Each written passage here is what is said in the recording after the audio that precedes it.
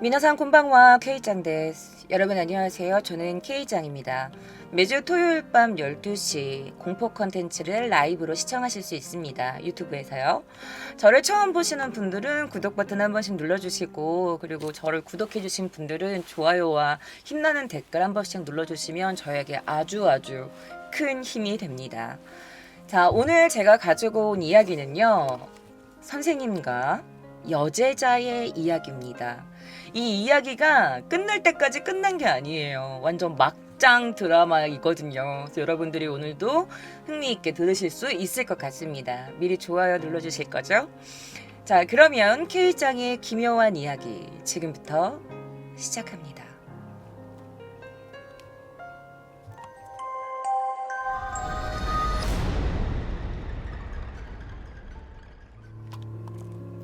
자, 2010년 4월 30일 미야기현 센다이시 이즈미구에 있는 어느 한 자택 내 부지 내에서 동시내 사립고등학교, 여기가 토키가와 가쿠엔 하이스쿨이라는 학교예요. 그래서 토키가와 학원고등학교에서 근무하는 수학교사였던 마츠모토 히데요라는 당시 나이 56살의 한 남성이 누군가에게 폭행당해 사망한 채 발견되는 사건입니다. 그는요, 자택에서 피를 흘리며 쓰러져 있다가 장남에 의해서 발견됐다라고 알려져 있었어요. 그런데 사체 상태가 조금 끔찍했는데 거의 얼굴이나 이 부분에 누군가에게 둔기 같은 걸로 여러 차례 맞은 걸로 나왔고 심하게 이렇게 상해 있었다고 합니다. 감정 결과 사인은 두개골 골절 등에 의한 뇌 좌상이었습니다. 자, 근처에는요, 흉기로 보이는 금속 야구방망이가 떨어져 있었다고 합니다. 또 도로 주변에는요, 범인의 것으로 보이는 뭔가 혈흔이 묻은 발자국이 남아 있었던 것으로 확인됐습니다. 자, 이 피해자는 사건 2달 전에도 이런 비슷한 의문의 큰 부상을 입고 한 차례 입원한 경력이 있었어요. 그래서 미야기 현경의 수사에 의해서 2010년 8월 8일 살인 혐의로 A와 B를 체포했고, 그리고 C를 체포하게 됩니다. 추가적으로. 자, A와 B는 누구이며 C는 누구일까요? 자, 사립고등학교의 수학교사는 왜 이런 끔찍한 결과를 맞이해야만 했을까요? 자, 그의 이름은 마츠모토 히데요입니다. 센다이 이즈미구 가츠라 3가 이즈미 파크타운에 살고 있었다고 합니다. 그의 가족은 5명이었어요. 그를 포함한. 자, 그의 아내가 있었고요. 그리고 23살의 장남이 있었습니다. 당시 대학생이었대요. 근데 재수했거나 유급생이라는 말이 있었고요. 그리고 21살의 장녀, 그녀 또한 대학생이었고 아르바이트를 하고 있는 프리터였다고 합니다. 그리고 18살의 차녀, 둘째 딸이 있었는데요. 그녀 또한 대학생이었다고 합니다. 그러니까 3남매의 자녀가 있었던 거죠. 자, 그의 아내 마츠모토 미오, 당시 나이 44살이었습니다. 자, 그의 부인의 그 고등학교 때 시절이었고, 이제 그가 선생님이었을 때 당시의 사진입니다. 자, 그녀는 미야기현 센다이에서 태어났다고 합니다. 남편과 차이가 좀 나이 차이가 꽤 나요. 거의 띠동갑 12살 차이가 납니다. 자, 이 둘은 그녀가 고등학교 때 처음 만나게 됩니다. 어디서? 바로 학교에서. 자, 그와 그녀는 금단의 사랑, 바로 선생님과 제자로 만나게 된 겁니다. 당시 마츠모토 히데요는요, 여학생들 사이에서 굉장히 인기가 좋았던 선생님이었다고 해요. 보면은 약간 좀 이케맨 느낌이 나기는 해요. 매력적이었죠. 젊고 또 수학 선생님이니까 똑똑하고 그래서 인기가 많았던 것 같아요. 사실 그녀가 고등학교 때 학교 다닐 때 그와 사랑에 빠진 것은 아니라고 합니다. 그녀도 그를 짝사랑하고 있었을지는 모르겠지만, 자, 어쨌든 고등학교 시절에 마츠모토 씨의 제자였던 이 미호는요, 고등학교 졸업 후에 현재 지역 은행에 취직을 하게 됩니다. 그리고 은행 일로 인해서 학교에 가게 돼요. 학교에 예금 권유 이런 일 때문에 자신의 모교를 방문하게 됐고, 이곳에서 자신의 전 선생님이었던 히데요를 만나게 된 겁니다. 그러니까 재회를 한 거죠. 저 둘은 선생님 안녕하세요. 아유 오랜만이다. 이렇게 하면서 이 일을 계기로 좀 가까워졌고 그렇게 교제를 시작하게 됩니다. 하지만 주변에서는 좀 반대가 심했다고 해요. 그럼에도 불구하고 그녀는 어린 나이에 그와 결혼을 하게 됩니다. 자, 그들의 아이가 21, 이런 걸로 봐서는 그녀도 이제 20살 때쯤에 그와 결혼을 한 것 같아요. 자, 그렇게 주변의 반대에도 불구하고 일남 이녀를 낳고 행복한 결혼 생활을 하게 됩니다. 자, 마츠모토치가 출근할 때는 항상 그녀가 자기 잘 다녀와요 이러면서 키스도 하고 뽀뽀를 하는 등 처음에는 동네에서 유명한 사이좋은 부부였다고 해요. 하지만 그 사이는 그리 오래 가지 못했던 걸로 보입니다. 바로 이 마츠모토 히데요, 그의 여성 편력 때문입니다. 자, 사실 이 둘이 처음 만난 모교에서 그가 이제 선생님으로 이제 전근을 오게 된 건데, 그 소문에 따르면 사실 그가 일하던 전 학교에서 여학생과 교제가 걸리는 바람에 이 미호 씨가 있었던 이 학교로 전근을 오게 됐다. 이런 소문이 있었어요. 그래서 그 잘려가지고 다른 학교로 부임된 것이다. 이런 소문이 있었다고 합니다.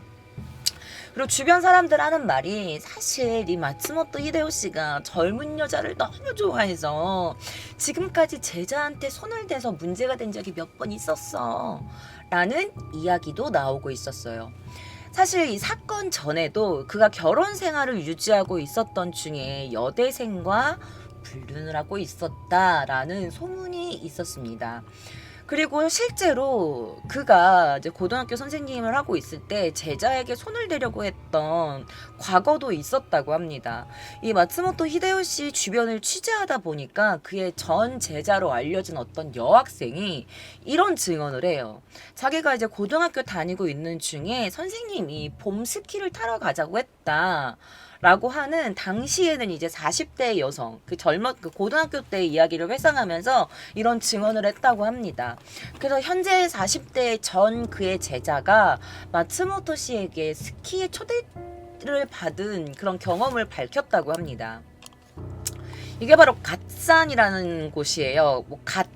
야마가타 현에 있는 곳인데, 고등학교 1학년 때 선생님이 여기 갓산에 봄스키를 타러 가자고 하셨어요. 우리 집까지 차로 데리러 와준다고 했고 실제로 데리러 와줬어요.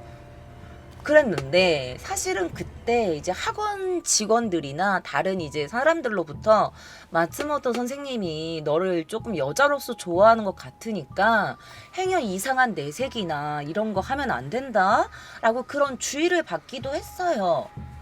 라고 말을 합니다.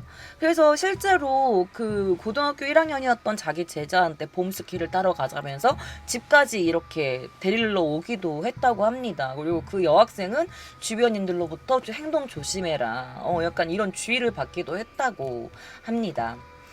자, 여러 가지 이제 여성 문제 때문에 이윽고 그의 아내였던 미호 씨는 그에게 이혼 이야기를 꺼냅니다. 자, 사건 전에 이 미호 씨가 주위에다가 남편과 헤어지고 싶은데 그가 이혼을 안 해줘요. 그래서 지금 변호사랑 상의하고 있어요. 라면서 이렇게 막 주변에 얘기를 하고 다녔다고 해요. 자, 뿐만 아니라 그는 여성 편력뿐만 아니라 미호 부인의 말에 따르면이에요. 아무도 모르지만 그녀의 말에 따르면 그가 이제 DV도 행했다고 합니다. 이제 폭행을 이제 행한 건데요. 자, 어떤 기자가 범행 전에 이제 마츠모토 이 부부에 대해서 설명을 해요. 사실은 이 마츠모토가 재테크를 하고 있었다고 합니다. 그래서 굉장히 재테크로 인해서 상당한 수입이 있었음에도 불구하고 자산 상황에 대해서 자신의 아내였던 미호에게는 일절함구했다고 해요. 가르쳐주지 않았대요. 그리고 매월 건네는 생활비는 얼마 되지 않았다고 합니다. 자, 마츠모토 히데요는 사실 꽤나 재테크에 능한 인물이었다고 해요. 주식이나 부동산 등등 말이죠.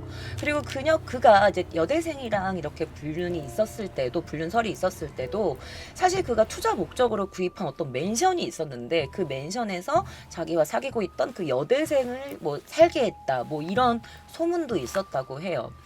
자, 그는 재테크로 꽤나 많은 부를 축적하고 있었음에도 모든 집안의 돈 관리는 그만이 했대요. 그가 하고, 그리고 자신이 얼마를 갖고 있는지, 얼마를 벌고 있는지 지금 그런 거에 대해서는 아내인 미호 씨에게는 비밀로 하고 굉장히 적은 생활비만을 건넸던 것으로 보여집니다. 근데 그런 그도 늘 재테크에 성공만 하진 않았겠죠.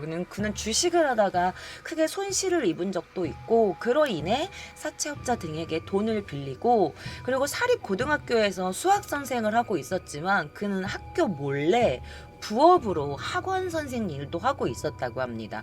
그런데 이 학원에서 그는 새로운 인연을 만나게 됩니다. 자, 같은 구에 살고 있었던 미나미 코다히가시 이초메에 살고 있었던 마츠야마 테츠시, 당시 나이 38살이었습니다. 자, 그는요 친정이 굉장한 자산가였어요. 마츠야마 어머니는 그 부동산 회사 임원이었습니다. 그리고 그는 그 옆에 마련되어 있는 센다이 시내 어떤 학원에서 영어를 가르쳤다고 합니다. 자, 사건이 일어나기 약 15년 전에 마츠모토 히데오도 그가 일하고 있던 학원에서 수학 강사 일을 한 거야. 그는 영어 강사, 마츠모토 히데오는 수학 강사를 하면서 그때 이제 인연이 시작된 것으로 알고 있어요. 자, 이 두 사람은 서로 이제 친해지게 된 거죠. 근데 그가 굉장히 부자였는데 얼마나 부자였냐. 자, 이거는 그의 차가 아니라 좀 찾아봤거든요. 자, 실은 마츠모토가 굉장히 자산가라고 했잖아요. 금수저. 자, 마츠모토는요, 조부모 때부터 대대로 물려받은 소유한 부동산들이 있는데 이거를 관리하고 있었어요. 그리고 어머니가 당시에 500만 엔을 줬는데 크림색 벤츠 500 SEL이라는 차가 있대요. 이게 500 SEL이라고 써있는데 제가 찾아봤는데 막 1985년도에 나오고 말니까 거의 클래식카 같아요. 클래식카가 좀 비싼가 봐요. 차에 대해 잘 몰라서. 어쨌든 크림색 벤츠 500 SEL을 타고 다니는 등 굉장히 막 날아다니는 그런 막 다이아 수저였습니다. 그리고 어느 정도 부자였냐? 그는 어릴 때 미국으로 유학을 떠납니다. 그래서 영어를 꽤나 잘했죠. 그래서 영어 강사를 했던 거겠죠. 자, 그리고 그는 유학에서 돌아와서 어머니가 운영하시는 부동산 회사가 있었다고 했잖아요. 거기에 임원으로 이름을 올려요. 뭐 바지사장 같은 건지 모르겠지만 일단은 뭐 임원으로 이름이 올라가요. 그리고 부업인지 취업인지 모르겠지만 어쨌든 학원에 들어가서 영어를 가르치는 영어 강사가 됩니다. 자, 그런데 그 또한 어릴 때부터 조기 교육이었는지 모르겠지만 주식이나 부동산 투자 등 이런 재테크에 관심이 많았대요. 조부모님부터 막 부동산도 여러 채 있고 어머니도 부동산 임원이시고 그러니까 어릴 때부터 그가 이런 재테크에 흥미를 가질 수 있는 그런 분위기가 조성되었던 것 같아요. 자, 거기다가 조부모님 때부터 물려받은 부동산 관리도 했고 어머님 부동산 회사의 임원으로 이름도 올라갔고 와우, 그야말로 정말 다이아몬드 수저였죠. 자, 그러다가 학원에서 마츠모토랑 만나게 된 거예요. 그런데 마츠모토가 뭘 했어? 주식, 부동산 투자, 재테크를 했잖아요. 그래서 이 둘은 같은 관심사가 있었기 때문에 의기투합해서 굉장히 친해지게 됐다고 합니다. 그래서 마츠모토와 마츠야마 그는요. 대략 15년 전부터 학원 강사이자 동료이자 친구이자 뭐 형동생으로서 10년 정도 굉장히 15년 이상 정도 굉장히 가깝게 지냈고 마츠모토가 자신의 가족에게 그를 소개할 정도로 친해지게 된 겁니다. 자, 그의 부인이요. 이제 미호 씨예요. 자, 미국에서 유학 경험이 있었던 이 마츠야마 용의자가 미호였던 이 마츠모토 히데요의 그 와이프와 이제 뭐 그의 딸들이나 아들을 이제 소개받아요. 그러다가 영어를 잘하니까 이제 이 마츠모토 히데요가 마츠야마한테 우리 딸 과외 좀 부탁해요라고 해가지고 자신의 둘째 딸이었던 18살이었던 그 좀 더 어릴 때였겠죠? 그래서 영어 과외 선생을 부탁해요. 그래서 마츠야마가 이제 그의 집에 이제 들락날락하게 된 겁니다. 조금 이제 느낌이 오시죠? 그리고 2009년 때부터는 그의 아내였던 미호도 마츠야마에게 영어를 배우기 시작합니다. 네, 이 둘은 어느새 불륜 관계로 발전하게 된 거예요. 주변에서는 이미 꽤 유명한 이야기였다고 합니다. 왜냐하면은 마츠모토 히데요 씨의 집 주변에서 미호랑 그 마츠야마가 화목하고 되게 다정하게 둘이 걷는 모습도 되게 자주 목격이 됐다고 인근 주민은 말했다고 해요. 자, 그의 집입니다. 그 마츠모토 히데요와 미요 씨가 살고 있던 집인데요. 이게 지금 그 크림색 벤츠예요. 이게 지금 마츠야마의 그 클래식 벤츠인데, 마츠모토 집 근처에서 크림색 벤츠를 너무 자주 봤어요. 그리고 그와 비슷한 시기에 둘이 마치 부부처럼 막 걔도 같이 막 산책시키고 막 팔짱 끼고 막 다정하게 막 이렇게 걷는 모습을 자주 봤다니까요. 라고 이 인근 주민들이 증언을 할 정도였다고 합니다. 정말 근처에서는 남편인 줄 알았다라고 할 정도였다고 합니다. 자, 그리고 뿐만 아니라 마츠야마가 아이들 수업 참관을 대신 그 마츠모토 대신에 가거나 강아지 산책을 함께 시키는 등등 굉장히 이 집에 자주 들락날락했다고 합니다. 그러니까 당시 이제 그 아빠가 학교에서 수학 선생을 하고 있었으니까 자신의 아이들이 학교에 간 시간에는 이제 그도 이제 학교에서 수업을 하고 있으니까 이 마츠야마가 대신 가줬던 것 같아. 그만큼 믿었던 것 같아요. 5년 전부터 굉장히 친했던 사람이니까.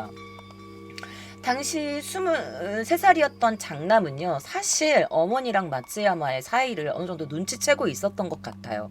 그래서 이 엄마의 애인이 집에 오는 것을 알면서도 묵인하고 있었던 걸로 보여진다고 합니다. 왜냐하면 어릴 때부터 뭐 그녀의 증언에 따르면 뭐 폭행도 있었고 여성 편력도 있었기 때문에 어릴 때부터 아버지의 그런 막 짠돌이의 불륜의 막 바람둥이였던 아버지를 마음속으로 좀 원망하고 있었을지도 모르죠. 어쨌든 장남을 비롯한 이 자녀들은요, 아버지를 원망하고 어머니 편에 섰던 것으로 보여집니다.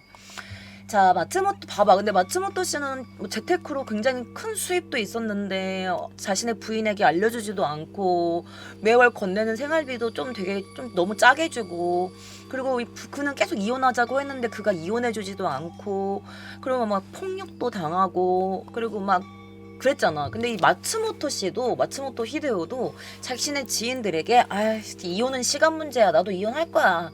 라고 말을 했지만, 미요도 이혼할 거라고 그러고, 이제 남편이었던 히데요 씨도 이제 이혼할 거라고 했는데, 사실은 마츠모토 씨가 이혼을 해주지 않은 이유가 자신의 명의로 된 단독 주택이나 여러 맨션, 그리고 자신이 재테크로 불려놓은 자신의 자산들을 이 아내의 위자료나 이걸 위자료로 나가게 되니까 이걸 나누기 좀 싫어서, 그래서 이혼을 계속 질질 끌었던 것으로 보여집니다. 어쨌든 모든 사항을 알고 있었던 이 내연남 마츠야마 테츠시는 그와 그녀를 이혼시키고 싶어 했겠죠. 가장 이혼이 절실했던 건 바로 아내 미요였겠지만요. 그녀는 이 마츠야마 테츠시에게 나 이혼하고 싶어 죽겠어. 어떡하지 이혼을 안 해줘 막 이러면서. 그래서 결국 변호사 상담을 받게 됐고, 사건이 일어나기 전 2009년 9월에 사실 이혼 조정이 한 번 있었는데 실패하게 됩니다. 뭐 자산 관련 문제겠죠. 뭐 아내와 뭐 자산 나누기 싫고, 뭐 단독 주택, 뭐 개인 여러 가지 맨션, 그리고 이제 약간 일본은 그런 게 있어. 여자들이 위자료를 되게 많이 받아가거든요. 그래서 미국에 그런, 호주에는 이런 소문이 있었어요. 여자가 3번 이혼하면은 부자가 된다 막 이런 얘기가 있고, 남자는 이혼하면 거지가 된다 이런 말이 있듯이 일본도 약간 좀 법이 여자에게 유리한 걸로 알고 있어요. 물론 누가 잘못했느냐에 따라 달라지겠지만 어쨌든. 그래서 어쨌든 미요와 내연남이었던 이 마츠야마는 이제 코너로 몰리게 되었죠. 그런데 웃긴 게 남편도 뭐 여대생이랑 불륜을 하고 있었고, 미요도 이제 마츠야마랑 불륜을 하고 있었고, 부부 서로가 이렇게 각자 불륜을 하고 있었던 거야. 그런데 이대로라면 사실 부부관계를 유지하는 게 별로 의미가 아마 없었을 겁니다. 그럼에도 불구하고 돈 때문에 억지로 묶여 있어야 한다니 그녀에겐 너무 끔찍한 일이었죠. 거기다가 자신의 그 내연남이 금수저잖아. 그러니까 얼마나 이혼하고 싶었을 거예요. 그래서 이 둘은 경악할 계획을 짜게 됩니다. 바로 이 남편이었던 마츠모토 히데요를 없애는 계획을 짜게 된 겁니다. 자, 여기에서 새로운 인물이 또 등장을 하게 됩니다. 자, 바로 우메하라 K라는 남성입니다. 짜증나게 저랑 이름이 똑같네요. 자, 당시 27살의 남성이었습니다. 자, 그는 고등학교를 졸업 후에 스시가게에서 아르바이트를 했다고 해요. 그래서 스시가게에서 아르바이트를 하면서, 뭐지, 스시가게에서 이렇게 생겼지. 스시가게에서 이제 아르바이트를 하면서 자신만의 스시가게를 여는 그런 꿈을 가지고 있었다고 합니다. 자, 우메하라 K는요, 사실 이 마츠야마 테츠시랑 알고 있는 사이였어요. 어떻게? 이 테츠시가 영어 강사 학원으로 일할 때 그의 학원을 다녔던 학생이었어요. 그래서 그 무렵에 제자였고, 그리고 또 같은 동구 타카모리에서 그가 드디어 그의 꿈을 이룹니다. 바로 이제 초밥집을 경영하게 된 겁니다. 근데 이제 어떻게 돈을 벌었냐. 같은 사람입니다. 자, 센다이에서도 유명한 호스트 클럽이었어요. 자, 그는 호스트로 일을 하고 있었는데요. 센다이 시내 호스트 클럽에서 우에스기 K라는 그 가명으로 일을 하고 있었습니다. 그래서 사람들한테는 K짱이라는 애칭으로 불렸다고 해요. 너무 씨름지다 말씀드리고 싶방노. 그래서 그는 K짱이라는 애칭으로 굉장히 사랑을 받았던 사람이라고 합니다. 이렇게 생겼지만 굉장히 인기가 많았다고 해요. 그래서 우메하라 K가 이제 화술이 굉장히 능숙한 사람이었대. 그러니까 비록 이렇게 스미마생한 외모지만 말을 굉장히 잘했던 사람이었던 것 같아요. 그래서 현지 소식지에도 종종 그런 잡지나 이런 곳에 얼굴 사진이 소개될 정도로 인기가 많았다고 합니다. 그리고 초밥집 또한 이 일로 돈을 벌어서 마련했을 정도였어요. 그러니까 얼마나 그가 잘 나갔는지 알겠죠? 이 K짱. 자, 그런데 그가 이제 초밥집을 경영했는데 세상에 이 건물이 바로 마츠야마 자택에서 소유한 부모님이 갖고 있던 부동산이었던 거야. 그러니까 선생님이었지. 선생님이 보유하고 있던 그 부모님이 소유한 그 건물에서 그 건물의 1층을 빌려서 배달 전문 초밥집을 운영하게 된 겁니다. 근데 그는 평소에 그를 굉장히 우러러봤다고 해요. 그래서 막 시쇼라고 부를 정도로 스승님이라고 부를 정도로 마츠야마를 굉장히 따랐대요. 왜냐면 돈도 많고 똑똑하고 막 사업 수완가에다가 되게 막 재테크도 잘하고 하니까 어린 그에게는 그가 굉장히 막 뭔가 신처럼 보였던 것 같아요. 그래서 스승님 이라면서 굉장히 마츠야마를 많이 따랐다고 합니다. 자, 마츠야마를 스승님이라고 불렀던 이 우메하라 K짱은요. 앞서 언급한 이 배달 전문 초밥집을 운영하면서 센다이 시내 호스트 클럽에서도 일을 하고 있었다고 합니다. 왜냐면 가게의 경영이 잘 안 됐다고 해요. 거기다가 2009년도에 그가 오토바이 사고가 난 거예요. 그러니까 입원을 하게 됐죠. 근데 어떻게 입원을 하게 됐으니까 사업을 할 수가 없잖아. 그러니까 계속 가뜩이나 가게 운영도 별로 안 좋은데 입원까지 하니까 자금 사정이 쪼달리기 시작하면서 굉장히 괴로워하고 있었어요. 근데 이때 마츠야마에게 돈을 빌린 겁니다. 그러니까 마츠야마가 그에게는 여러모로 도움이 된 거야. 그가 일하고 있는 스시집 건물도 그의 부모님 거지. 거기다가 똑똑하지. 거기다 내가 힘들 때 돈까지 빌려주니까 그가 얼마나 그에게 큰 의미였는지 여러분들 아실 수 있겠죠. 그래서 굉장히 많은 빚을 지게 된 거예요. 자, 그래서 그가 주선받았던 센다이 시내 호스트클럽에서 일을 하면서 빚을 변제하면서 충당하고 있는 상황이었다고 합니다. 어쨌든 거액의 빚을 지고 있었던 우리의 K장. 그러다가 이 둘은 스승과 제자의 관계에서 점점 주종 관계로 변하게 됩니다. 이제 밑에 깔려기게 된 거지. 자, 그러면서 마츠야마가 이제 그에게 스르르 이제 마츠모토 히데요 미오 씨의 남편의 살인 계획을 넌지시 던집니다. 가뜩이나 마츠야마에게 의지하고 빚에 허덕이고 있던 그는요, 야, 이 일 해결하면 내가 너한테 이거 보수 깎아줄게.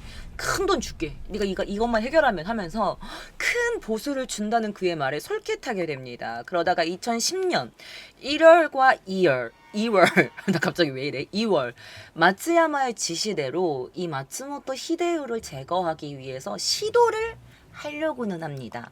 하지만 한 사람을 살해하는 게 어디 쉬운 일입니까? 그래서 결국 다 실패로 돌아가게 됩니다. 자, 그리고 보시면 알겠지만 이게 주택가예요. 그러니까 이게 도로가 이렇게 뚫려 있었겠죠. 양가 이게 주택가가 이렇게 있으니까. 사실 그 마츠모토 히데오가 살고 있던 동네는 주택가라서 이 자동차 도로가 한정되어 있어요. 그렇다는 거는 뭐야? 그렇기 때문에 좁은 도로에서 일방 통행이 많을 수밖에 없고 차로 접근하는 사람이 있으면 눈에 띄기 쉬웠던 거죠. 그래서 사람들의 눈을 피해서 범행을 저지르는 게 사실 어려웠을 겁니다. 하지만 마츠야마의 명령, 계속되는 명령과 압박, 그리고 큰 보수에 이미 눈이 돌아갔던 우리의 K장은 결국 마음을 굳게 먹습니다. 그리고 그 사건이 일어난 것은 3월 1일 어느 날 밤의 일입니다. 자, 마츠모토 히데요시는요, 어느 날 귀가 도중에 근처에 있던 공원에서 누가 야구방망이로 팍 때린 거예요. 그래서 습격을 당합니다. 어느 정도였냐면 두개골에 금이 갔고요, 앞니가 부러지는 중상을 입게 됩니다. 그런데 너무너무 이상한 점이 있어요. 그는요, 다음날 이렇게 피투성이인 채로 학교에 출근을 한 겁니다. 굉장히 기묘하고 이상한 모습을 보여준 거죠. 그래서 이에 놀란 이 학교 동료가 왜 그래요? 라고 물어봤더니 기억이 잘 안 나요. 뭔가 취해서 계단에서 넘어진 것 같아요. 라고 설명을 했다고 합니다. 그래서 결국에 그가 이 일을 신고하지 않았던 것 같아요. 히데요 씨가. 그래서 이게 사건화 되지는 않고 그는 하다가 이제 학교에서 쓰러지게 돼서 병원으로 응급 이송이 되었습니다. 그리고 입원을 하게 되죠. 자, 근데 이날 당시에도 그는 검은색 경차로 출근했고, 센다이시 지하철 남북부선 이즈미 추우역에서 걸어가지고 통근을 했다고 해요. 이렇게 피가 묻은 채로. 그리고 그 입원도 자상사고인지 사건인지, 누가 타인에 의한 사건인지 본인이 설명을 잘 확실하게 하지 않으니까 그냥 그렇게 설렁설렁 넘어가게 된 거야. 그리고 사실 그가 술을 먹으면 뭔가 이렇게 좀 주사가 있었던 것 같아요. 그래서 보통이라면 사실 그가 진짜 취했다면 차를 놓고 택시를 타고 집에 갔거나 했겠지. 그렇잖아요. 근데 그 다음날 그가 갖고 있는 차를 가지고 학교에 왔다는 건 그러면은 어쨌든 전날 차를 집에 가지고 갔다는 뜻인 거잖아요. 그러니까 그의 말이 취했다라고 하지만 정말 취해서 기억이 안 나는 건지 아니면 뭔가를 감추려는 건지 참 모르겠어. 그의 행동이 너무 기괴하잖아요. 그리고 사실 두개골이 깨지고 앞니가 깨지는 등 그럼 누가 방망이로 막 얼굴이랑 막 머리를 때렸다는 거잖아요. 엄청 큰 사건이 큰 부상인데 사실 그 당시에 큰 출혈이 있을 것이고 동료가 놀랄 정도였으니까. 근데 그 상태로 집에 돌아갔을 텐데 아들과 딸 그리고 아내인 그의 가족들은 그의 모습을 보지 않았을까요? 아빠가 남편이 그런 몰골로 들어갔는데 왜 아무도 조치를 취하지 않았던 것일까? 정말 기묘합니다. 그래서 어쨌든 그가 학교에 출근을 했고 교무실에서 구급차를 부르게 됩니다. 어느 정도로 큰 부상이었냐면 2달이라는 긴 시간을 입원해야 할 만큼 큰 부상이었어요. 그러다가 그는 결국 2010년 4월 10일에 퇴원을 하게 됩니다. 자, 3월 1일날 밤에 다쳐서 다음날 바로 입원을 했고 거진 2달을 입원을 하게 됐던 거죠. 애당초 2개월이나 입원한 환자가 자신의 차를 병원 주차장에 세워놓은 건지 아니면 뭐 학교 주차장에 세워놓은 건지 어쨌든 역 근처에 차를 세워가지고 뭐 도보를 왔다고 하니까 근데 그 2달 동안 그 차를 계속 세워둔 건지 아니면은 애초에 누가 차를 가져갔다고 하더라도 두개골이 깨졌고 이빨이 깨졌는데 가족 중 누가 한 명이라도 그를 픽업을 왔겠죠. 그의 아내라던가 뭐 누군가라던가 그를 뭐 퇴원을 했으니까 가족 누군가가 픽업을 올 거라고 생각했지만 그는 혼자 퇴원을 했대요. 사립 도교학기 학원 고교 교사 마츠라 치히로 교장의 얘기에 따르면 그는 혼자였었다고 합니다. 그래서 봄에 갓 진학한 대학생 딸도 그리고 아들도 와이프도 왜 아버지의 퇴원날 밤에 모두 집에 없었던 건지 왜 아무도 그의 아빠의 퇴원을 반기지 않았던 건지 아빠가 입원 중인데 친구들이랑 놀러 간 건지 아무도 모르겠지만 어쨌든 굉장히 기묘한 가족이에요. 그래서 이 사건은 기묘한 연속적인 사건이 되고 맙니다. 자, 그가 퇴원을 하는 날 그는 집으로 바로 가지 않아요. 너무 이상하죠. 그는 퇴원 당일날 골프 연습장에 갔고 치과 예약이 되어 있었다고 합니다. 근데 그가 퇴원한 당일날에도 이때 그의 아내 미호를 포함한 그 케이랑 마츠야마가 세 명이 계획을 한 거야. 그가 퇴원하는 날 처리하자고. 그리고 이제 사람들이 없는 좀 늦은 밤에 해야 되니까 그의 아내가 일부러 그의 치과 예약을 뭐 늦게 예약을 했다 이런 말도 있어요. 자, 그들은 밝은 낮에는 범행을 저지를 수 없다고 생각했던 것인지 부인인 미호가 오후 6시라는 꽤 늦은 시간에 치과를 예약했다고 합니다. 그래서 그는 학교에 일단 들렸고 치과에 들렸고 골프 연습장으로 갔다가 뭐 밀린 일들을 봤는지 어땠는지 모르겠지만 밤 10시쯤에 집에 귀가를 했다고 합니다. 그리고 일본에 니 채널이라는 그 약간 좀 그런 어두운 채널이 있는데 이 교사 히데요가 대략 2시간 동안 골프 연습장에 있었다라고 적혀 있었어요. 그러니까 그가 원래 사람이 좀 퇴원하고 나면 바로 집에 가서 좀 눕고 싶었을 텐데 왠지 히데요는 퇴원 후에도 일찍 귀가하고 싶어 하지 않는 그런 모습을 보이죠. 이 히데요는요, 집에 가기를 꺼려하는 데다가 머리를 맞았는데도 아무도 그가 입원을 할 때나 퇴원을 할 때 그의 가족 중 그 누구도 따라가지 않고 혼자였다고 합니다. 자, 어쨌든 그는 골프 연습 때문인지 트레이닝 복장에다가 샌들을 신은 상태였다고 합니다. 자, 태어난 날 이제 이 아내였던 미호가 문자로 이 마츠야마한테 내연남한테 지금 남편이 어디에요? 지금 남편이 뭐 어디 갔대요? 뭐 그래서 남편의 모든 행동 일정을 이렇게 문자로 보낸 거야. 그래서 그 문자를 받은 이 마츠야마가 우에야마 K짱에게 메일로 범행을 지시합니다. 그리고 사건이 실행되죠. 자, 태어난 당일 골프 연습장에 가서 집으로 돌아왔던 그의 자택 현관 앞 이즈미쿠 마츠모토 히데요시의 자택 주차장에서 머리와 얼굴을 둔기 같은 것으로 맞게 되고 결국 사망하는 일이 벌어지게 됩니다. 자, 자택 현관 앞 주차장에서 몰래 매복해 있던 이 세량범이었던 우에야마 K가 이제 밤에 귀가했던 이 마츠모토 씨의 머리를 이번에는 전에는 나무 야구 배트였잖아요. 근데 이번에는 금속 배트로 때려서 사망하게 이르게 한 것으로 보여집니다. 자, 주차 공간에는요, 마츠모토 히데요시의 것으로 보이는 샌들이 이렇게 떨어져 있었다고 합니다. 밤 10시가 넘은, 심야의 오후 10시가 넘은 범행이었죠. 자, 히데요시 교사의 집뿐만 아니라 사실 이게 주택가니까 여러분들도 가끔 방송할 때 이게 복도에서 무슨 소리만 울려도 엄청 크게 들리잖아요. 저희 집만 해도. 근데 이제 이 주택가가 밤만 되면 굉장히 조용해서 무슨 조그만 소리만 나도 엄청 크게 다 들렸을 텐데 퍽 하고 금속 매트로 사람을 때리는 소리가 났음에도 소리가 굉장히 크게 울려 퍼졌을 거예요. 그럼에도 불구하고 아무도 나와보지 않았던 거죠. 그래서 이제 이 다음 주에 제가 겪었던 옆집 남자 사건을 여러분들이 이제 그 영상에 올라올 건데요. 저희 동네만 해도 옆집에서 막 삐용삐용 막 이런 비상벨이 울렸는데도 아무도 나와보지 않았잖아요. 그러니까 그런 식으로 주변 이웃들도 아무도 나와보지 않았던 것 같아요. 자, 집 현관 앞에서 갑자기 급습을 당한 그의 모습을 보니 얼굴 위주로 다시 때렸다고 합니다. 그런데 너무 놀라운 건 그날 집에는 21살이었던 큰딸이 집에 있었고 집에는 불이 켜져 있는 상태였다고 합니다.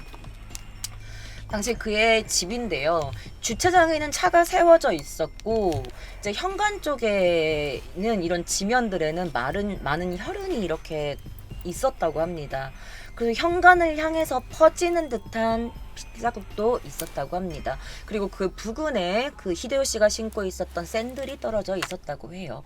자, 혈액 반응을 나타내는 발자국이 식재와 목재, 울타리 이런 사이 여기 있죠. 이런 사이가 이제 동쪽으로 향하여 산책로로 이어졌대요. 그러니까 그걸 때리고 나서 이제 그 피가 너무 많이 튀니까 그 범인의 신발에도 아마 그 핏자국이 묻어 있었던 걸로 보여요. 근데 그 발자국이 이제 동쪽으로 향해요. 그 이제 산책로 쪽으로 이어지고 있었다고 합니다. 주차장 도로 쪽에는 직경 1에서 15cm 내외의 여러 혈흔군이 있었고 거기서 북동쪽을 향해 5, 6m 정도 비교적 옅은 뭔가 이렇게 질질 끌린 듯한 뭔가 끌었겠지. 그 핏자국이 남아 있었다고 합니다. 그리고 그 집은 이 집의 북쪽은 산책로였는데요. 심지어 보행자가 보이지 않는 곳까지 뭔가 옮겨진 모습이었다고 합니다. 그리고 자택 뒤 도로에서 북쪽으로 피 묻은 발자국이 발견돼서 중간에 이렇게 V자로 돌아가는 시기로 수백 미터에 걸쳐서 그 발자국이 이어졌고 집 근처 공원 부근에서 그 발자국이 끊겼다고 합니다. 그러니까 뭔가 이제 달리기 한 느낌의 그런 이런 짧은 보폭의 발자국이었다고 합니다. 당시 이 공원이에요. 사건의 발각을 늦추기 위해서 아무래도 나무가 많이 심어진 뜰에 이런 그늘로 이동했던 것 같아요. 당시 보도에는요 공원이라고 쓰여 있는데 이게 카츠라 주민공원이라고 이 동네 그 북쪽에 있던 그 공원으로 알려져 있어요.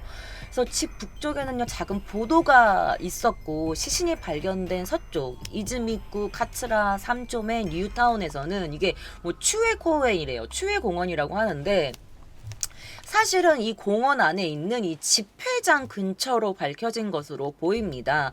그래서 이 집회장 주변에 보시면 나무가 굉장히 많잖아요.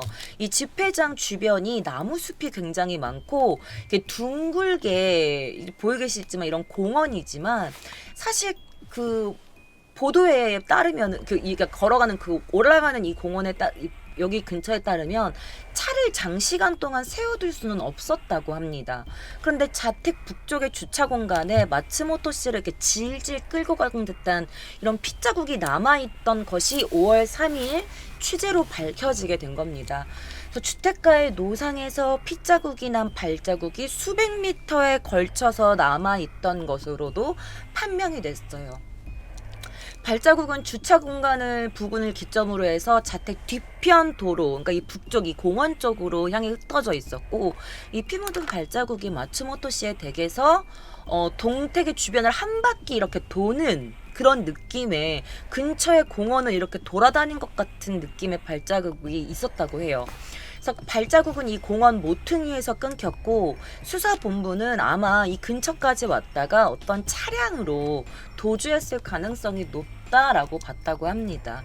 발자국 간격이 집 근처가 넓고 점점 멀어짐에 따라서 발자국이 점점 좁아지는 거 있으니까 처음에는 그가 막 집 근처에서 막 달렸지만 나중에는 천천히 이렇게 걸어간 것으로 보이는 그런 발자국이 발견됐다고 합니다. 그러니까 집 근처에서는 따다다다다다 뛰었고 그 다음에 천천히 걸었던 거죠. 그리고 나서는 차량으로 발자국이 끊겼으니까 차량으로 도망간 것으로 보여진다고 공표가 됐습니다. 자, 이 4명. 히데요시는요, 피를 흘리며 쓰러져 있었고, 그 모습을 그의 첫째 아들인 장남이 발견합니다. 머리와 얼굴을 둔기 같은 것으로 여러 차례 맞았고, 감정 결과 사이는 두개골 골절 등에 의한 뇌자상. 그러니까 엄청 끔찍한 거죠. 그리고 그 옆에는 무기를 굳이 숨기지도 않았어요. 금속 방망이가 떨어져 있었다고 합니다. 자, 마츠모토 미오 그의 아내는요, 그 범행 당일날 둘째 딸과 함께 지인 집에 있었다고 해요. 그리고 마츠야마 테츠 씨는 너무 소름 끼치는 게 그의 아들이었던 마츠모토 씨의 장남과 함께 호텔 커피숍에 있었던 것으로 밝혀졌어요. 그러니까 이 가족을 자택에서 떨어뜨려 놓고 자신들의 알리바이를 만들기가 목적이었던 것으로 보여집니다. 그리고 주변에 이미 알려질 대로 알려졌던 이 둘의 불륜. 너무 소름 끼치는 게 여러분 뭔지 알아요? 당시 집인데 너무나 소름 끼치는 건 이 남편이었던 마츠모토 히데요시의 49제를 마친 7월경부터는 아주 당당하게 이 크림색의 벤츠차가 이 자택 주차장에 주차되어 있어요. 이 차가 실제 집입니다. 이제 경찰 이런 것도 쳐져 있는데 너무나 당당하게. 그리고 이 사람들이 이 사건이 일어나고 바로 잡힌 게 아니에요. 그러니까 남편이 죽고 49제가 끝났을 때는 늘 너무 아무렇지도 않게 이 집을 드나들었던 거예요. 대놓고. 자, 그 후에 8월이 지나서야 이 사건의 조사가 시작된 것으로 알려졌습니다. 자, 2020년 8월 8일 마츠야마 테스시 당시 38살 그리고 우메하라 케이 당시 나이 27살 이 둘이 살해 혐의로 체포된 겁니다. 관계가 굉장히 복잡하죠. 그리고 4일이 지난 이 둘이 체포가 되고 4일이 지난 뒤에 마츠모토의 아내였던 44살의 이 마츠모토 미오도 그 살해 용의로 체포가 됩니다. 자, 가까운 정보통이나 보도관계에서는 미호가 사실 좀 수상하다고 여러 가지 말이 있었겠죠. 왜냐면 이 둘이 사이가 좋지 않은 건 너무너무 알려졌고, 그다음에 이 둘의 불륜이 이미 소문이 날 대로 났는데 아무 관계가 없다고 사람들이 막 수덕수덕 걸었겠죠. 자, 마츠야마와 우메하라는요, 이 사건을 인정을 해요. 네, 저희가 했습니다라고 인정을 합니다. 그리고 미호를 포함한 우리 3명이서 사건의 살해를 주도했다라고 말을 합니다. 근데 너무 어이가 없는 게 그네 아내였던 미호는요, 저는 일절 관계가 없습니다. 저는 하지 않았어요. 라고 부인을 한 겁니다. 자, 수사 관계자에 따르면 이 마츠모토 씨의 살해를 아내가 파악하고 있었다는 취지의 진술을 이 둘이 이미 하게 된 거야. 다 불어버린 거죠. 그런데 여기에서도 놀라운 사실이 밝혀집니다. 바로 사망한 마츠모토 히데요 씨에게 거액의 생명보험료가 걸려 있었다는 게 밝혀집니다. 자, 2010년 6월 7일 다른 이제 이 범인 2명이랑 K랑 이제 이 테츠시랑 이 미호랑 짠 거야. 그러면서 보험금 당시 2,810만 엔을 타려고 했다라고 한 거예요. 그러니까 거의 한 3억이 좀 안 되는 돈인 거죠. 3억 원 정도의 그 보험료를 타내려고 이 마츠야마 테츠시랑 이 미호랑 짠 거죠. 미리 몰래 생명보험을 들어놓은 거예요. 그리고 이 아내였던 미호 씨도 결국 살인과 사기 미수죄로 기소가 되게 된 겁니다. 그리고 당시 남편이 사망한 뒤에 남편 명의의 부동산들을 자신의 이름으로 변경하고 일부 매각했다는 사실도 밝혀지게 됩니다. 현경에 따르면 마츠야마 우메하라 용의자는 자신의 용의 범행에 대해서 인정을 했고, 사실 미호와 공모해서 같이 범행을 저질렀다라고 자백을 한 거예요. 자, 사람을 죽이면서까지 얻고자 했던 그 사랑임에도 불구하고 경찰 앞에서는 뭐다 말짱황이지 뭐. 같이 했어요. 다 불어버리니까. 그리고 이 테츠 씨는 아니 오히려 미호가 나에게 남편을 살해해달라고 나한테 이렇게 재촉했어요 라고 진술했다고 합니다. 하지만 그녀는 끝까지 나는 하지 않았어요 라고 범행에 가담하지 않았다라고 끝까지 부정했다고 합니다.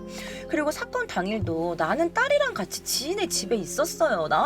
내가 어떻게 그를 죽여요? 라면서 범행 자체와 아무 관련이 없다고 부인했지만 이 마츠야마 그녀의 내연남과 나누었던 통화 목록 그리고 문자들이 증거로 제시되면서 경찰의 추궁을 받자 결국 그녀도 자신도 범행에 가담했다면서 자백을 하게 됩니다.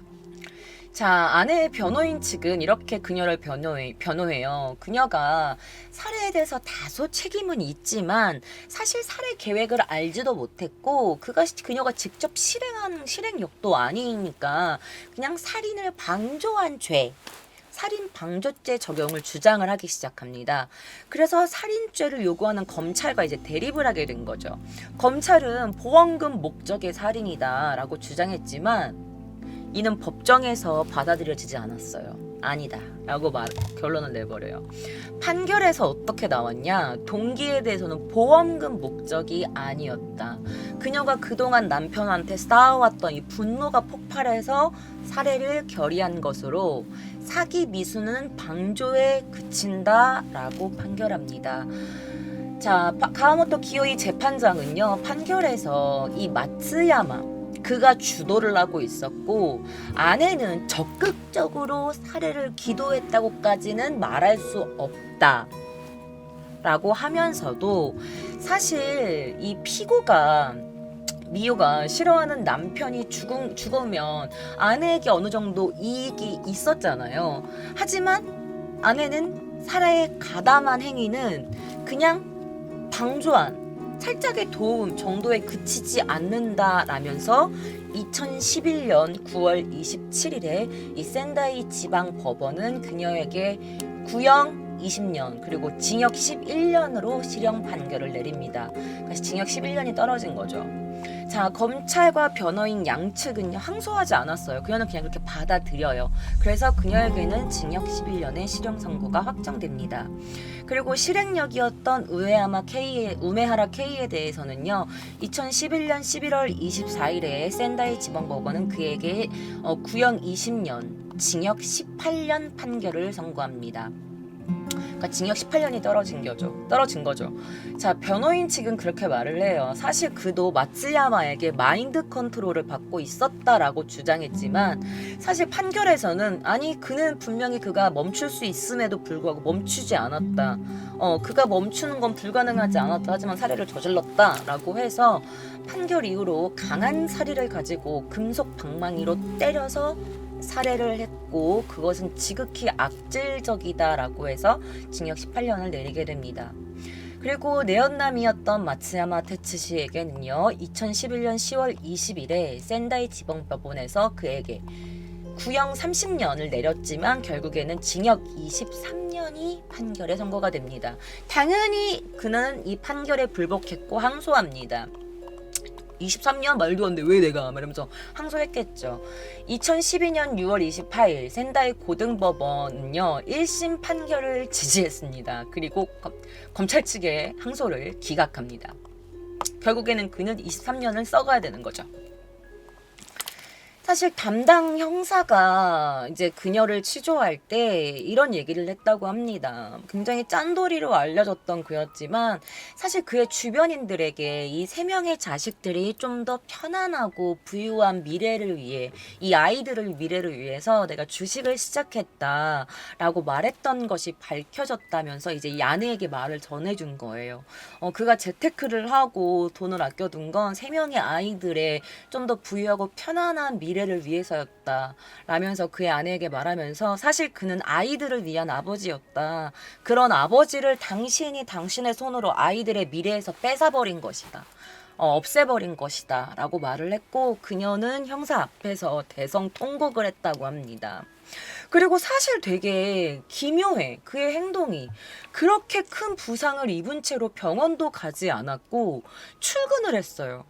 그래서 그가 사실은 누가 나를 덮쳤는지 이미 알고 있었지만 자신의 부인과 아이들을 위해서 일부러 비밀로 했었다라는 소문도 있었어요.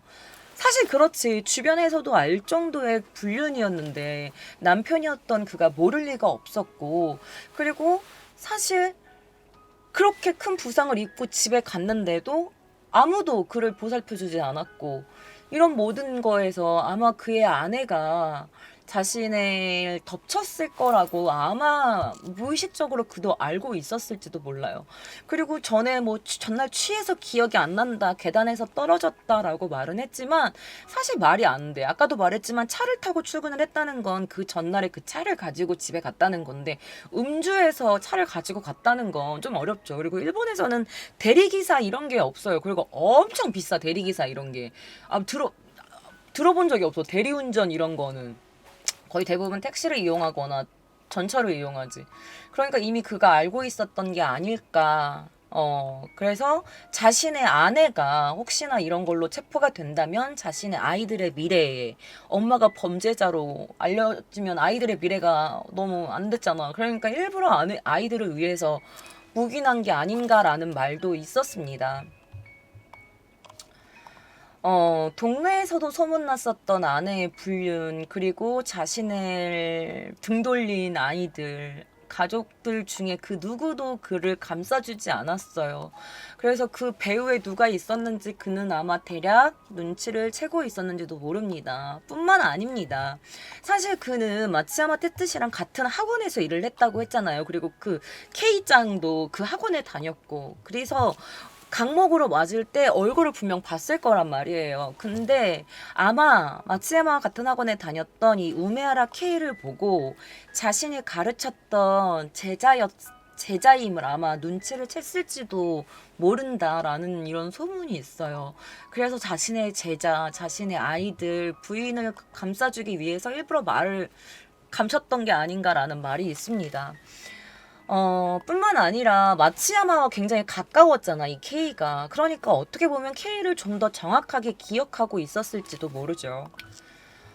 자신과 가까운 모든 사람들이 자신에게 등을 돌렸고, 그리고 자신과 가장 가까운 사람들이 자신을 해치려고 한다는 이 모든 사실을 알면서도 침묵했던 자, 이렇게 아끼는 마음이었다면 살아생전에 그녀에게 좀 더 다정하게, 그의 아이들에게 좀 더 왜 다정하게 하지 못했나, 그런 안타까운 마음이 가장 큽니다.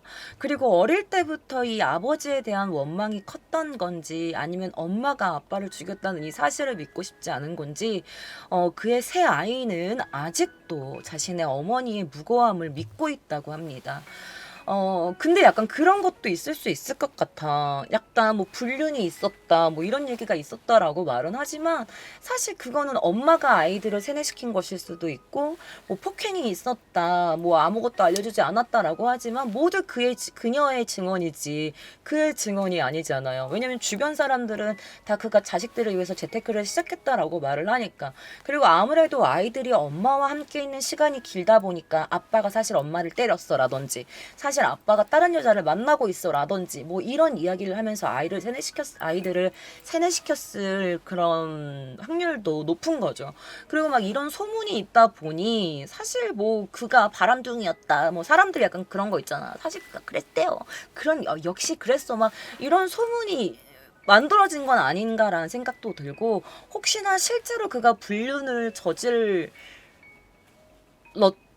한다면 굉장히 그건 진짜 한 가정의 아버지로서 결코 결탄코 해서는 안 되는 일이지만, 어쨌든 새 아이를 사랑했던 것만은 맞는 것 같아요.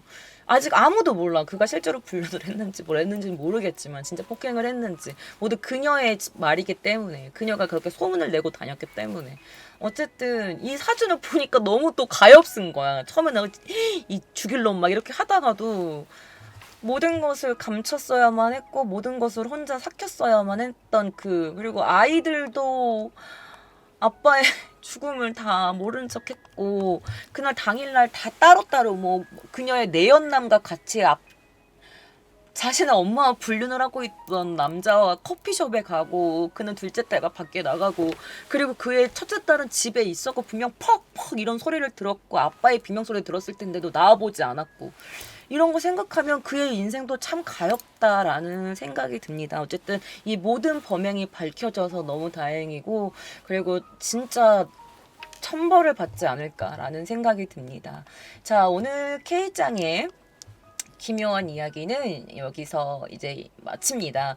그리고 여러분들 K장의 검은 밤 공포 라디오 채널도 많이 사랑해 주시고요. 그리고 K장의 세컨 채널, K스키 채널을 또 많은 사랑 부탁드립니다.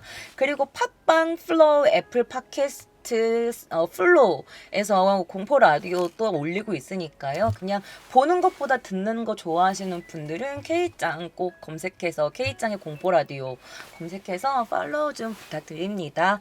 지금 더보기랑 K짱의 모든 정보 클릭하시면 여러분들이 한 번에 클릭으로 가시기 쉽게 제가 세팅을 다 해놨으니까 많은 사랑 부탁드립니다. 여러분들의 좋아요와 구독은 정말 정말 저에게 큰 힘이 됩니다. 여러분, 저 K짱은 다음 주 토요일 밤에도 또 다른 사건으로 여러분들을 찾아뵙겠습니다. 알림 설정 모두 하셨죠? 여러분 모두 좋은 밤 되세요.